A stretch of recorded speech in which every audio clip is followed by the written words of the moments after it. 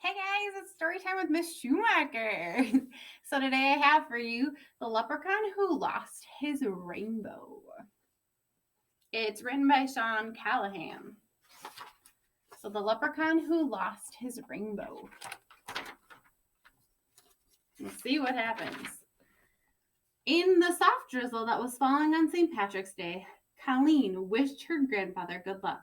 He gave her a piece of red licorice, her favorite candy, and then he was off to the parade to play the bagpipes. Her grandfather had told Colleen that the notes he and his bandmates played were like colors on the air, colors only your ears could see. Playing music is like building a rainbow, he said. A little man I once knew taught me that. Her mother and dad were going to watch the parade from the window, but Colleen sat on the porch under her yellow umbrella. What if it rained so much that everyone went home and no one heard her grandfather's bagpipes? That would be a shame. His music was so beautiful and so sad, it made people smile and cry at once. To pass the time, she played a song on her green penny whistle, which had a tiny shamrock printed on it. Her grandfather had brought it all the way from Ireland. It was her favorite thing in all the world, and she never let anyone touch it. I don't think I would either if it was from my grandfather. When she finished the tune, she took a bite of her licorice. Just then, a little man appeared on the top step. It was a leprechaun. I like your penny whistle, the little man said. You play very well. Colleen started to say thank you when suddenly the leprechaun jumped into the air and took the licorice stick right out of her mouth. He dropped it into his hat. Thank you, he said. I'll be needing that. Or my name's not Roy G. Biv. It's just the shade of red I'm looking for. Colleen was shocked. What are you doing? She shouted. Give me my candy. The leprechaun frowned. Your grandfather was much more helpful. You know my grandfather? Colleen asked. Yes, we created a rainbow together back when he was a boy, Mr. Bibb explained. Colleen was puzzled. Could this be that the little man her grandfather talked about? Mr. Bibb looked glum. I've lost my rainbow again, and my gold is at the end of it. To be a leprechaun in good standing, I must have gold, so I need someone's help to build a rainbow. He paused. That someone is you. Colleen frowned. Leprechauns were tricky. Everyone knew that. Could Mr. Biff be telling the truth? Let me show you something, the leprechaun said. Spin round with that hat and watch what happens. She twirled around and holding the hat, suddenly a streak of bright red, just the color of her licorice, sprang out of the hat, hung in the air for a moment, and then disappeared. Colleen was amazed. See, Mr. Biv said, we're starting to make a rainbow, and if there's a rainbow, the sun will come out to shine on the parade. Colleen took a deep breath. What do we do? For every color, I need something that belongs to you. Something red, orange, yellow, green, blue, indigo, and violet. Colleen looked around. There was her new orange basketball. She hated to give it up, but she tossed it into Mr. Biv's hat. Immediately, an orange streak shot up. She gave him her yellow umbrella. Yellow curved under the orange. When her blue ribbons went in, a beautiful blue appeared. Wow, she's getting lots of colors.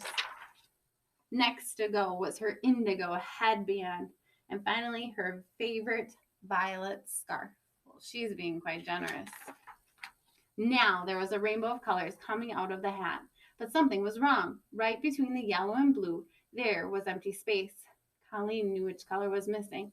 Yes, we need green, Mr. Bibb said. And not just any green, Colleen. It's a very hard color to find, which is why rainbows are so rare. It was raining harder. The parade goers were starting to leave. Colleen was nervous. What would the leprechaun want? I wonder what that special green is.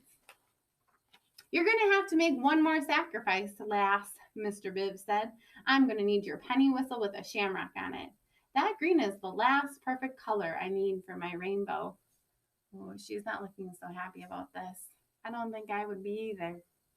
Colleen started to cry. No, she said, clutching her precious penny whistle. My grandfather gave it to me.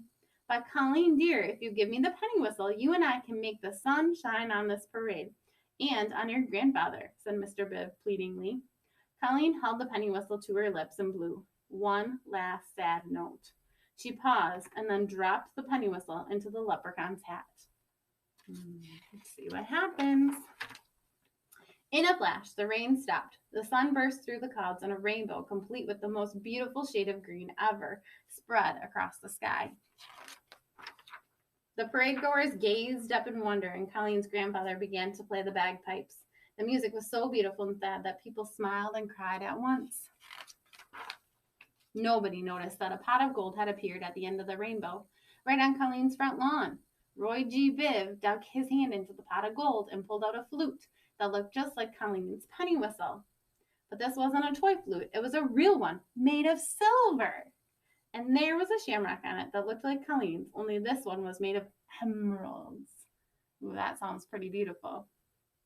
Thanks for sharing with me, Mr. Biv, said as he handed Colleen the flute. And with that and his pot of gold, they were gone. Colleen's grandfather stood in front of her. Who was that you were talking with? He asked. Roy G. Biv, she said. He's a leprechaun. I thought I recognized him, her grandfather said. He gave me this flute. Grandpa, it's a nice one. Silver, just like my bagpipes. What do you say we play a tune? So together they played When Irish Eyes Are Smiling. The colors danced on air. And that's the end. That's a pretty good story. I love that it has a message and a moral. Can you figure out what that might be? I also like that it's got some great memories for her and her grandfather. You could maybe write about that next week. See you guys in a couple weeks.